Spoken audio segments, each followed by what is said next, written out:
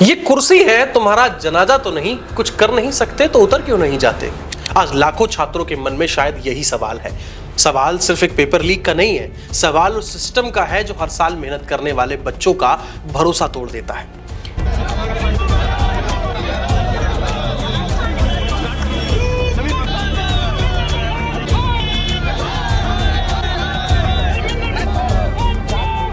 ये हमारे देश के शिक्षा मंत्री हैं। सवाल इनसे सिर्फ इतना था कि सर पेपर लीक पर क्या कहेंगे, क्या सीबीआई जांच होगी? लेकिन जवाब देने के बजाय ये आगे बढ़ गए। सर पेपर लीक पे क्या बोलेंगे? सर पेपर लीक पे सर सीबीआई की जांच। और शायद यही इस पूरे सिस्टम की सबसे सही तस्वीर है। सवाल लाखों छात्रों के हैं लेकिन जवाब किसी के पास नहीं। अब ये सिर्फ एक पेपर लीक की खबर नहीं रह गई है, ये उस व्यवस्था की कहानी बन गई है जो हर साल बच्चों से कहती है कि मेहनत करो, ईमानदारी से पढ़ो, तुम्हारा भविष्य सुरक्षित है। और फिर वही व्यवस्था हर साल उनका भरोसा तोड़ देती है। 2021, 2022, 2024 और अब 2026। अगर एक ही परीक्षा बार बार विवादों में फंसे तो उसे गलती नहीं कहते, उसे सिस्टम की नाकामी कहते हैं। क्योंकि नीट सिर्फ एक एग्जाम नहीं है, यह 22 लाख परिवारों की उम्मीद है। अरे किसी पिता ने अपना खेत गिरवी रखा होगा, किसी माँ ने अपने गहने बेचे होंगे और बच्चों ने अपनी पूरी जिंदगी की सबसे ज्यादा मेहनत इसी दौरान की होगी। लेकिन फिर एक दिन परीक्षा कराने वाली संस्था एनटीए कहती है कि परीक्षा रद्द की जाती है, असुविधा के लिए खेद है। बस एक लाइन, जैसे किसी फाइल पर मोहर लगाई जा रही हो।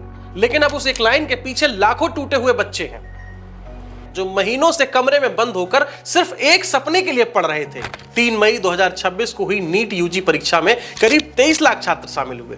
551 शहरों और 14 विदेशी शहरों में परीक्षा केंद्र बनाए गए। एनटीए ने यह दावा किया कि हजारों ऑब्जर्वर, कैमरे और 2 लाख से ज्यादा कर्मचारी ड्यूटी पर थे। इतनी सुरक्षा के बावजूद पेपर लीक कैसे हो गया? सबसे दर्दनाक तस्वीर शायद वो थी जब सेंटर के बाहर माँ बाप बच्चों की चप्पल, घड़ी, झुमके, नोज पेन हाथ में लेकर खड़े थे। उन्हें लग रहा था कि इतनी सख्ती है तो कम से कम उनके बच्चों का भविष्य सुरक्षित होगा। लेकिन शायद सिस्टम बच्चों से ज्यादा पेपर माफिया के सामने कमजोर पड़ चुका है। अब मामला इतना बड़ा हो गया है कि सीबीआई जांच तक करनी पड़ी। लेकिन सवाल अभी भी वही है कि 2 लाख लोग ड्यूटी पर थे तो पेपर बाहर कैसे पहुंचा? जब हजारों कैमरे लगे थे तो नेटवर्क कैसे चलता रहा? और अगर एनटीए खुद को विश्वसनीय संस्था कहती है तो हर बड़े एग्जाम के बाद विवाद ही क्यों सामने आते हैं? सच्चाई यह है कि इस परीक्षा के पीछे सिर्फ एक फॉर्म नहीं होता, बल्कि एक पूरा परिवार लगा होता है। कोचिंग की फीस, हॉस्टल, किताबें, टेस्ट सीरीज, यात्रा का खर्च। एक मध्यम वर्गीय परिवार लाखों रुपए खर्च करता है। कोई उधार लेता है तो कोई जमीन गिरवी रखता है, क्योंकि उन्हें लगता है कि अगर बच्चा डॉक्टर बन गया, बच्चा कामयाब हो गया तो पूरी जिंदगी बदल जाएगी। लेकिन इस पूरे सिस्टम में सबसे सस्ती चीज अगर कोई है तो वो है छात्र की मेहनत। क्योंकि जब भी सिस्टम फेल होता है सबसे पहले उसी की कुर्बानी दी जाती है। फीस वापस हो जाएगी, परीक्षा दोबारा हो जाएगी, लेकिन क्या उस बच्चे का टूटा हुआ आत्मविश्वास वापस आएगा? क्या वो दोबारा उसी मानसिक ताकत के साथ में परीक्षा दे पाएगा? और सबसे बड़ा सवाल यहां पर यह है कि क्या गारंटी है कि दोबारा पेपर लीक नहीं होगा? हर बार यही होता है, पेपर लीक होगा, जांच बैठेगी, उसके बाद में कुछ छोटे लोग पकड़े जाएंगे, पकड़े भी गए हैं, टीवी पर बहस होगी और फिर सब शांत हो जाएगा।